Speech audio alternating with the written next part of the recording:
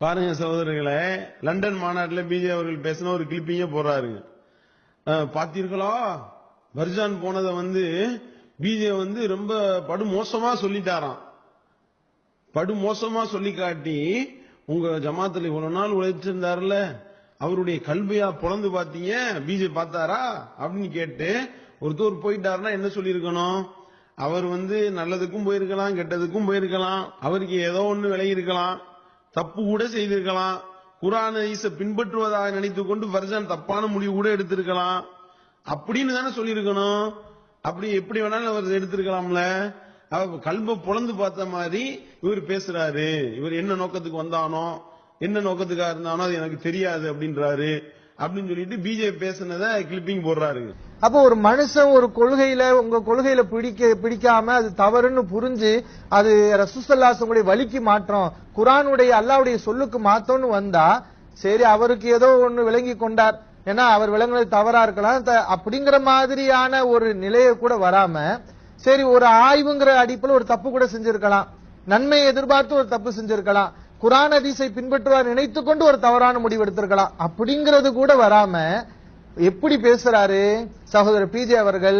இவ்வளவு காலம் அவன் என்ன கொள்கைக்கு என்ன நோக்கத்துல இருந்தானோ, என்ன நோக்கத்துக்காக அவன் வந்தானோ, எதுக்காக போனானோ அதெல்லாம் நமக்கு தெரியாது என்று பர்ஜானுடைய கல்ப பிளந்து அவர் தப்பான நோக்கத்துக்கு இருந்தவர் போல, தப்பான நோக்கத்துக்காகவே பிரச்சாரம் செஞ்சவர் போல, அதே தப்பான நோக்கத்துக்காகவே வெளியேறினவர் போல தன்னை நபியுடைய இடத்துல வச்சு அவர் சிந்திக்கிறத நம்ம பாக்குறோம். ஒரு அமைப்புல சேரக்கூடியவர்களை உள்ளத்தை நம்ம பார்க்க முடியும். ஜமாத்துல நிர்வாகிகள் உட்கார்ந்து இருக்காங்க, மாநில நிர்வாகிகள்லாம், நானே இருக்கிறேன், எல்லாம் நல்லவங்கன்னு சொல்ல முடியுமா? நான் கூட ஒரு நடிப்புக்காக உட்கார்ந்து இருக்கலாம், ஒரு நோக்கத்துக்காக செஞ்சுட்டு இருக்கேன்னு வைங்க. நான் அந்த கொள்கையை விட்டு போனா என்னை தூக்கி போட்டு நீ கொள்கையை பிடிச்சிக்கிறேன். எனக்கும் நோக்கம் இருக்கலாம், யாருக்கும் நோக்கம் இருக்கலாம். அவன் எந்த நோக்கத்துக்கு வந்தானோ, நோக்கம் நிறைவேறலையோ, வேற ஒரு நோக்கம் வந்துச்சோ, அதுக்கு போக போக காலம் உங்களுக்கு காட்டி தரும். மேட்ரு என்ன? எவன் போன ரசூலுல்லாஹ்வுடைய காலத்திலே சஹாபாக்கள் இஸ்லாத்தை விட்டு போனாங்களே நான் சொன்னேன். அப்ப உன்கிட்ட இந்த நூத்துக்கணக்கில் இங்க சேர்ந்துகிட்டு இருக்கிறான், அதுல ஒரு சைத்தான் வெளியே போனவன பாத்தீங்களா, போய்விட்டார்களா தப்பு. அப்ப இதெல்லாம் ஒரு சரியான நடைமுறையா ஒழுங்குமுறையா என்பதை நீங்க சிந்திச்சு பார்க்கணும். எவ்வளவு பெரிய நயவஞ்சகத்தனம் பாருங்க.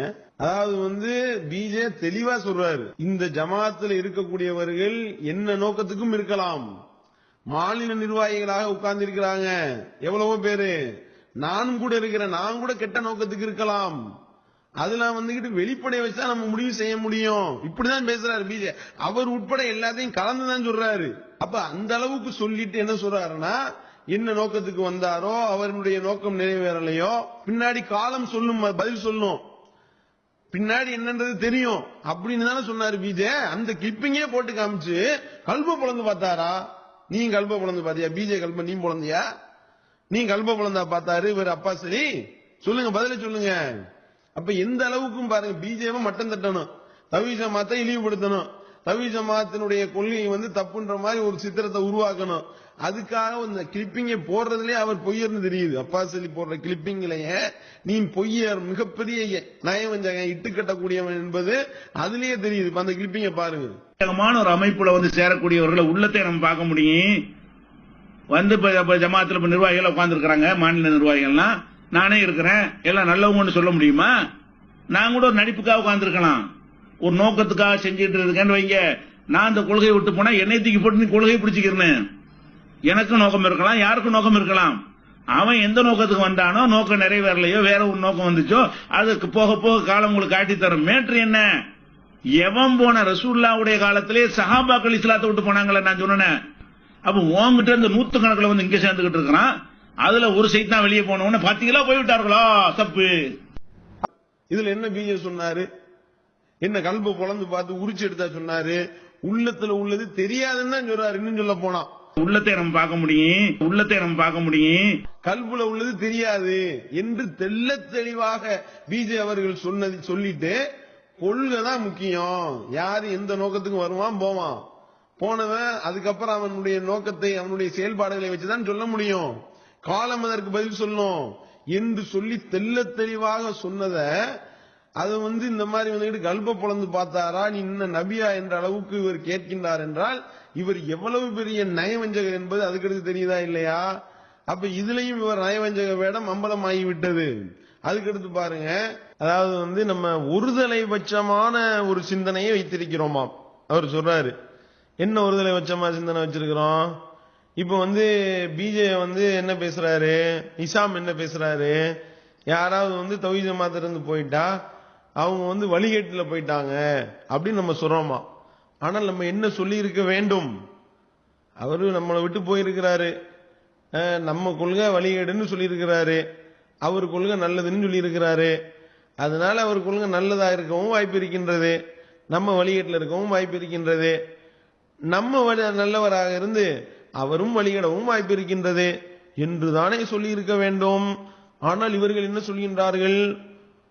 இவர் பிஜேபி இருந்து தௌஹீத் ஜமாத்துல இருந்து எஸ்எல்டிஜில இருந்து விலகி போனதுனாலேயே அவர் வழிகேட்டவர் என்று சொல்கின்றீர்களே, இது ஒருதலை பட்சமான சிந்தனை. ஒரு மனிதன் என்ன செய்யணும்? நம்மளை விட்டு ஒருவர் போய்விட்டால் அவர் என்ன சொல்லலாம்? குறைஞ்சபட்சம் என்ன சொல்லலாம்? அவர் சத்தியத்துக்காகவும் போயிருக்கலாம், நான் இருக்கக்கூடிய நிலைப்பாடு தவறாகவும் இருக்கலாம், நாங்கள் இருக்கக்கூடிய நிலைப்பாடு சரியானதாகவும் அவர் எடுத்திருக்கக்கூடிய நிலைப்பாடு தவறானதாகவும் இருக்கலாம். அவருடைய வாதங்கள் என்ன, ஆதாரங்கள் என்ன, அதையெல்லாம் வைத்துத்தான் நாங்கள் முடிவெடுப்போம் என்று ஒரு நியாயமான ஒரு பேச்சை பேச வேண்டும். அப்ப இது இந்த மாதிரியான ஒரு சிந்தனை வந்து ஒருதலைபட்சமான சிந்தனை. இப்படி ஒரு மனுஷனுக்கு வரக்கூடாது. அப்ப இப்படியே நீங்க பேசி பேசி நீங்க மக்கள்கிட்ட என்ன சிந்தனையை விதைக்கிறீங்க? நபி ஸல்லல்லாஹு அலைஹி வஸல்லம் விட்டு போனா அது எப்படியா, அது மாதிரிதான் பிஜே விட்டு போனானும் என்ற மாதிரியான ஒரு சிந்தனையை நீங்க உருவாக்குறீங்க. பிஜே என்ன நபியா? பிஜே விட்டு போனா அவங்க வழிகேடர்கள் என்று நம்ம இதுல இருந்து சொல்ல முடியுமா? அப்போ உண்மையிலே நீங்க பிஜேவை தக்லீது செய்யாம ஒரு சரியான கொள்கையில இருந்தா நீங்க என்ன பேசணும்? பிஜே விட்டு போனா அவர் சத்தியத்துக்கும் போகலாம், பிஜே வழிகேட்டுல இருக்கலாம். பிஜே விட்டு போனா அவரு பிஜே நேரான கொள்கையில இருந்து போனவர் வழிகேடாவும் இருக்கலாம். அப்படிங்கிற மாதிரி ஒரு சிந்தனை வரணும். ஆனா அந்த மாதிரியான பேச்சுக்களை பேசாமல், என்ன நபி ஸல்லல்லாஹு அலைஹி வஸல்லம் விட்டு போனாங்களே அப்ப எப்படி சொல்ல முடியுமா என்ற ஒருதலை பட்சமாக அவர்கள் சிந்திக்கிறத பாக்குறோம். இதையே மக்கள்கிட்ட சொல்றத பாக்குறோம். அதுல என்னமோ வந்துகிட்டு பிஜே விட்டு தௌஹீத் ஜமாத்தை விட்டு எஸ்எல்டிஜே விட்டு போயிட்டா அது வந்து இஸ்லாத்தை விட்டே போன மாதிரின்னு சொல்ல வர்றாங்க. நபியின் பக்கம் நபியை விட்டு ஒருவர் போவதும் தௌஹீத் ஜமாத்தை விட்டு ஒருவர் போவதும் ஒன்னா, அப்ப என்ன பிஜே என்ன நபியா அப்படி கேள்வி கேட்கிறார். இத வந்து சகோதரர் அப்பாஸ் அலி அவர்களுக்கு முதல்ல இந்த ஒரு அறிவுரைய, இது எங்களுக்கு சொல்ல வேண்டிய அறிவுரை இல்லை, நீ சரியான ஆளாக இவர் சரியான ஆளாக இருந்தால் இவர் தன்னை பார்த்தே சொல்லிக்கிறணும்.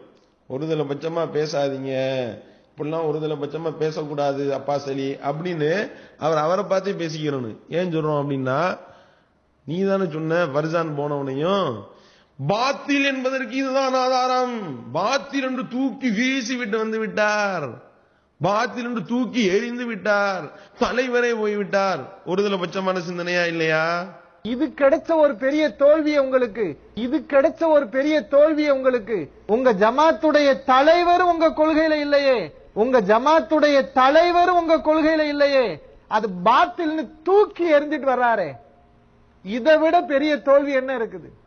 இதுதான ஒருதலை பட்சமான சிந்தனை. நீ என்ன சொல்லி இருக்க வேண்டும்?